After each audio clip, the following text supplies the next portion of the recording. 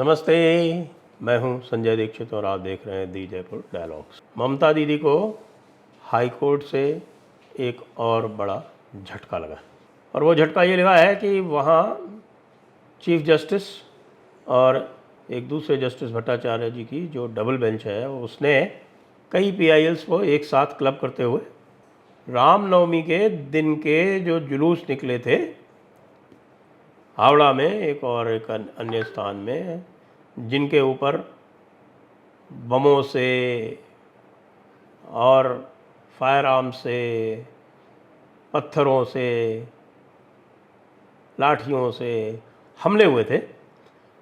ये घटनाएं 3 दिन लगातार हुई हैं, 2 अप्रैल, 3 अप्रैल, 4 अप्रैल। उन सारी एफआईआर को एनआईए को ट्रांसफ़र करने का आदेश दे दिया है। अब मेरे पास ये आदेश उपस्थित है, मैं आदेश आपको थोड़ा बहुत उसमें से पढ़ के भी बताऊंगा। Acting chief justice T.S.. Sivagnanam और मिस्टर जस्टिस हिरणमय भट्टाचार्य। तो हिरणमय भट्टाचार्य जी जो हैं वो जूनियर जज हैं और एक्टिंग चीफ जस्टिस हैं इसमें शिवज्ञानम जी। उनकी बेंच ने यह आदेश दिया है आज, और कारण क्या बताए हैं?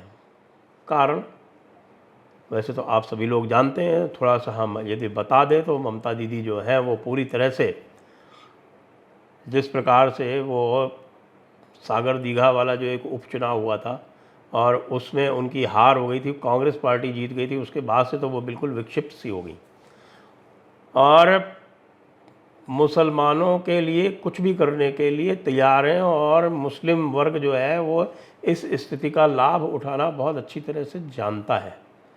इतनी अच्छी तरह से जानता है कि उसने पूरी तरह से जो डायरेक्ट एक्शन डे वाली जो स्थिति थी वह बनाने का प्रयास बार बार किया है। और आपको तो ध्यान ही होगा कि पिछली बार 16 अगस्त को दीदी ने कहा था कि ये तो हम इसको खेला होबे डे के रूप में मनाएंगे। यदि डायरेक्ट एक्शन डे 16 अगस्त 1946 को जो हुआ था, जिसमें मुसलमानों ने मुस्लिम लीग के आह्वान पर खुलेआम हिंदुओं का नरसंहार किया था। ये अलग बात है कि हिंदुओं ने बाद में उसका प्रतिकार कर लिया था, जिसके कारण हमारे सोहरावर्दी जी जो वहाँ के उस समय प्रीमियर हुआ करते थे वो जाके गांधी जी के पास चले गए और गांधी जी वहाँ जो है उसको रुकवाने पहुँच गए मुस्लिमों को बचाने के लिए। जब मुस्लिम अटैक कर रहे थे तब वो कभी नहीं जाते थे, जब प्रतिकार होता था और जब हिंदू जो है वो हिसाब बराबर करने में लग जाते थे तब वो पहुँच जाते थे उसको हिसाब किताब को ठीक रखने के लिए कि कहीं हमारे मुसलमान भाइयों को अधिक नुकसान ना हो जाए। तो उस 16 अगस्त 1946 की स्मृति में 16 अगस्त को दीदी ने पिछली बार खेला होबे दिवस, खेला होबे आपको याद है ना, खेला होबे उन्होंने कहा था कब? 2022 के चुनावों में। 2022 के जो चुनाव थे, 2021 के बल्कि जो उनके चुनाव थे पश्चिम बंगाल के, उसको उन्होंने खेला होबे बोला था, या खेला होबे। वो खेला होबे जो है वो किस तरह से उन्होंने किया है आप सबको ध्यान है अच्छी तरह से। उसमें कितने लोगों की जानें गई, कितने लोगों को, कितने निरपराध मारे गए, कितने वहाँ से भागे, कितनों ने जाके असम में आश्रय लिया या बिहार में आश्रय लिया, ये सारे कार्य वहाँ हुए। जहाँ भी कोई मुसलमान अपराधी होता है उसको पूरा प्रश्रय मिलता है, जैसा कि अभी हमने देखा दिनाजपुर में जो हुआ। दिनाजपुर में जब एक बच्ची का बलात्कार करके उसकी हत्या कर दी, जावेद अख्तर उसका नाम है, तो उन्होंने कह दिया कि नहीं ये तो सुसाइड है, और उस पर इतना रोष भड़का कि कल पुलिस के ऊपर हमला हुआ पूरी तरह से। अब उसके लिए भी ममता दीदी जो हैं वो सीधे सीधे कह रहे हैं कि इसके लिए बिहारी उत्तरदायी है। अब 2 दिन पहले तो बिहारियों के साथ बैठ के अब प्लान बना रही थी, तो नीतीश जी बिहारी नहीं है क्या?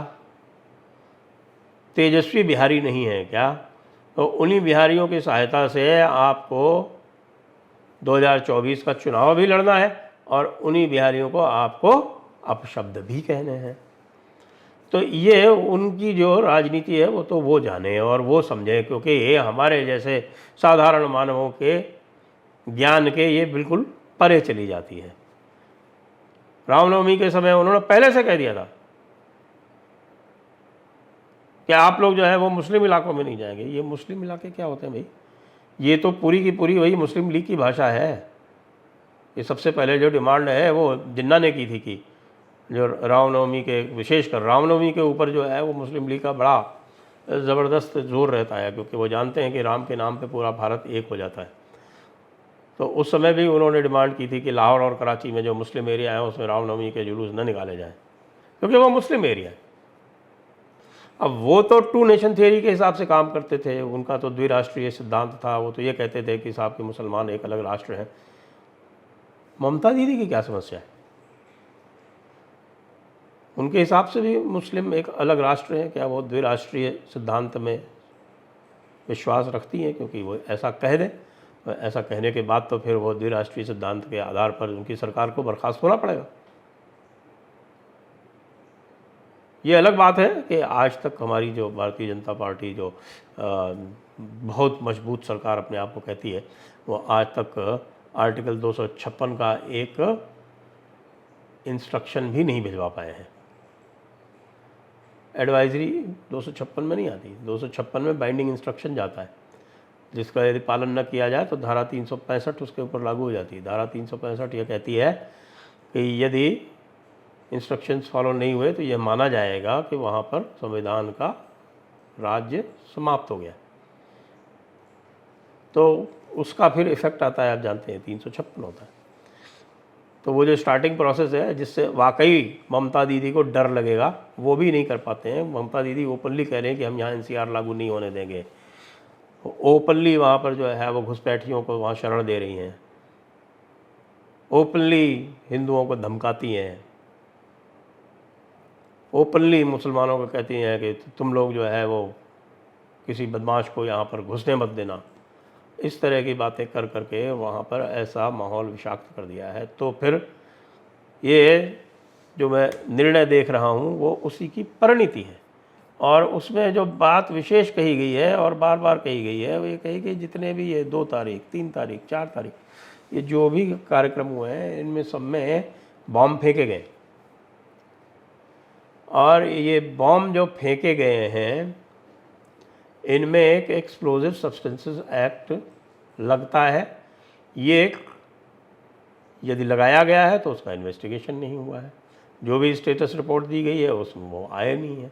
और कई स्थानों पर जब स्पेसिफिकली जब एक निर्मल घोष जी की एक FIR उसमें आई है और निर्मल घोष जी की FIR पे ऊपर उन्होंने सीधे सीधे ये कोर्ट ने ये ऑब्जर्व किया है कि उन्होंने ये कहा कि मैं उधर से पास हो रहा था, मैं तो केवल उधर से निकल रहा था और मेरे ऊपर जो है वो पत्थर फेंके गए और क्रूड बॉम्ब्स फेंके गए।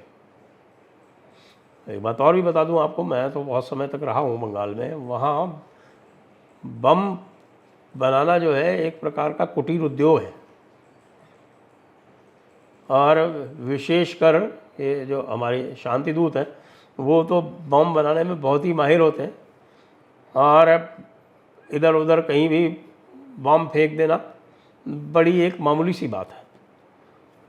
और भी कोर्ट ने उद्धृत किए हैं और 2022 से लेके लगातार एक पूरा उन्होंने चार्ट बना के दिया है। मैं आपको बता देता हूँ इस चार्ट में कितने उन्होंने केसेस उद्धृत किए हैं।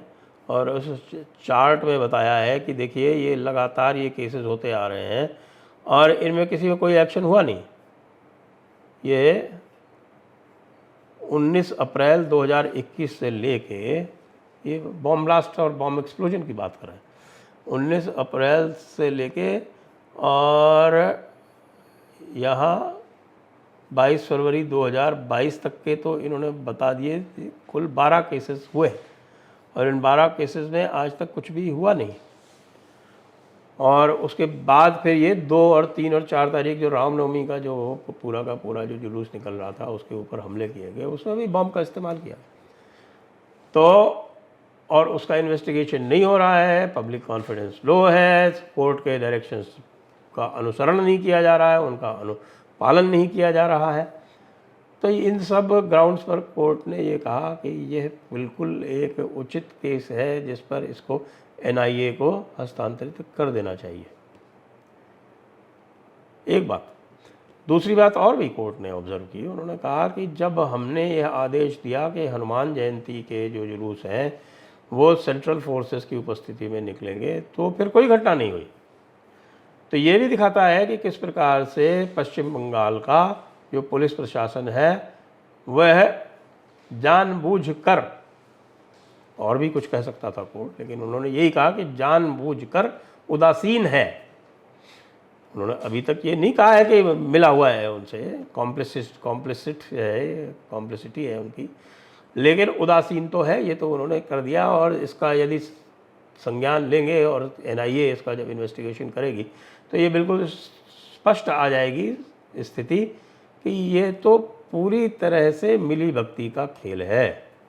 मिली भगती के खेल के साथ साथ जिस प्रकार के स्टेटमेंट्स माननीय मुख्यमंत्री महोदया ने दिए हैं वो भी एनआईए को देखने पड़ेंगे। तो कुल मिला के ये कहें कि ये बार जो है, अभी एक जस्टिस गांगुली हैं, उनका भी सुप्रीम कोर्ट ने पूछा कि उन्होंने एक स्टेटमेंट कैसे दे दिया अभिषेक बनर्जी के विरोध में। तो वैसे तो नहीं देना चाहिए इंटरव्यू, लेकिन चाहे वो अभिषेक बनर्जी हों चाहे तृणमूल कांग्रेस के कोई भी हो, वहाँ तो एक प्रकार से अपराध को प्रश्रय दिया जाता है, हर प्रकार के अपराध को वहाँ पर जनता को लूटा जाता है, चाहे वो एजुकेशन सेक्टर हो, चाहे वो इलीगल कैटल ट्रैफिकिंग हो, काउ स्लॉटर हो, ये सारी चीज़ें जो है वहाँ पर धन कमाने का बहुत जरिया है। वो सिंडिकेट के बारे में तो आप जानते हैं वहाँ किस प्रकार से चलती है। तो पश्चिम बंगाल एक बहुत अच्छा उदाहरण है कि प्रजातंत्र को किस प्रकार से लूट तंत्र में, भीड़ तंत्र में बदला जा सकता है स्टेट के एक्टिव कोऑपरेशन के साथ, बल्कि ये कहा जाएगा कि स्टेट के एक्टिव इनकरेजमेंट के साथ, प्रोत्साहन के साथ। वहाँ पर स्टेट जो है वो पूरी तरह से प्रोत्साहित कर रही है कि आप जो है इस प्रकार की अराजकता फैलाएं, इस प्रकार की गैर कानूनी हरकतें करें और हम कुछ नहीं करेंगे। अब होगा क्या, एनआईए जब इस पर आगे चलेगी तो ये वाला जो मामला है ना, ये बहुत इनके लिए गंभीर होने वाला है, क्योंकि इसमें सीधे सीधे मुख्यमंत्री महोदया के स्टेटमेंट्स और उनका जो इम्पैक्ट हुआ है वो दिख रहा है। याद करें, सुप्रीम कोर्ट ने एसआईटी बनाई थी नरेंद्र मोदी के विरुद्ध, जब नरेंद्र मोदी का कोई भी इस प्रकार का बयान नहीं था। एक बयान उनका हुआ करता था जिसको उन्होंने, लोगों ने, हमारे पूरे लिबरल गैंग ने तोड़ मरोड़ करके पेश किया था, और वो ये था कि भाई क्रिया हो रही है, प्रतिक्रिया हो रही है, और ये तो क्रिया की प्रतिक्रिया है इस तरह से करके, जबकि उनका पूरा स्टेटमेंट ये था कि क्रिया भी हो रही है, प्रतिक्रिया भी हो रही है, और हमारा प्रयत्न ये है कि न क्रिया हो और न प्रतिक्रिया हो। उसको कैसे उछाल के आज तक दोषी ठहराते रहते हैं नरेंद्र मोदी को गुजरात के दंगों के लिए। यहाँ तो स्पष्ट, बिल्कुल किसी भी एम्बिग्विटी, किसी भी संदेह के बिना बिल्कुल स्पष्ट निर्देश दिए जा रहे हैं मुख्यमंत्री महोदया द्वारा, और उसके अनुपालना में, उसके अनुसरण में, उसके प्रोत्साहन से दंगे किए जा रहे हैं, मुसलमानों द्वारा किए जा रहे हैं, हिंदुओं के विरुद्ध किए जा रहे हैं। ये सारी चीज़ें यहाँ पर साफ आ गई। तो दीदी के लिए राह कठिन तो है। अब दीदी के लिए, इस कठिन राह के लिए, जिसके लिए जो हाईकोर्ट ने कठिन राह बनाई है, उस कठिन राह में थोड़ा सा हमारा जो केंद्र है और हमारी जो केंद्र की जो गृह मंत्रालय है वो भी थोड़ी से अपने संवैधानिक दायित्व निभा के कुछ कॉन्स्टिट्यूशनल मेजर्स अपना ले, धारा 256 इत्यादि में निर्देश इत्यादि भेज दे, तो मेरे विचार से दीदी के साम्राज्य पर बहुत तगड़ी चोट हो सकती है। और यह जो एक लॉलेसनेस, एक बिल्कुल जिसको हम कह सकते हैं कि कानून रहित एक प्रजातंत्र चल रहा है उस पर नियंत्रण किया जा सकता है। जय हिंद, वंदे मातरम।